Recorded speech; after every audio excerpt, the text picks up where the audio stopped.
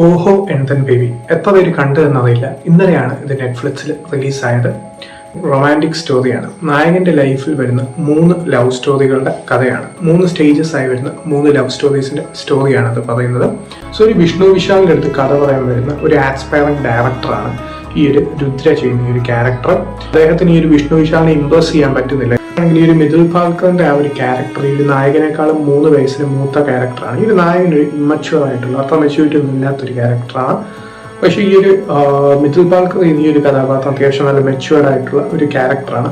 So എല്ലാവർക്കും അങ്ങനെയുള്ള ആഗ്രഹങ്ങളുണ്ട്. നമ്മുടെ ലൈഫ് പാർട്ണർ എങ്ങനെയാണ് വരേണ്ടത്, നമുക്ക് പല പല കണ്ടീഷൻസ്, പല പല ക്വാളിറ്റീസ് അവർ റിലേഷൻഷിപ്പിൽ വരുന്ന കോൺഫ്ലിക്ട്സും ബ്രേക്കപ്പും കാര്യങ്ങളായിട്ട് പോകുന്ന ഒരു ഫേസ് ആണ് ആ ഒരു 3ാമത്തെ ലവ് സ്റ്റോറിയിൽ. അതിലാണ് കൂടുതൽ ഇമ്പോർട്ടൻസ് കൊടുക്കുന്നത്.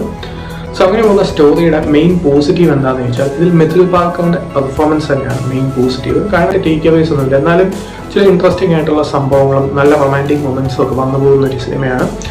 പല പല കൈൻഡ് ഓഫ് ലൈഫ് നമ്മുടെ മുന്നോട്ട് വെക്കുന്നുണ്ട്. അതായത് ഈ ഒരു നായകന്റെ 3 ലവ് സ്റ്റോറീസ് അതെന്തുകൊണ്ടാണ് ബ്രേക്കപ്പ് ആവുന്നത്. പിന്നെ അങ്ങോട്ട് ഈ ഒരു അമ്മാവനൊരു ബാച്ചിലറാണ്. ആ ഒരു ബാച്ചിലർ ലൈഫ് ഉള്ള ഒരാൾ ഈ ഒരു നായകന്റെ മുന്നിൽ തന്നെയുണ്ട്. പിന്നെ പറയുകയാണെങ്കിൽ ഈ ഒരു അച്ഛന്റെ അമ്മയുടെ ലൈഫ് ഈ നായകന്റെ. സോ അങ്ങനെയുള്ള ആ ഒരു കോൺഫ്ലിക്ട്സുകളെ കടന്നു പോകുന്ന ഒരു ലൈഫാണ് നായകൻ്റെത്.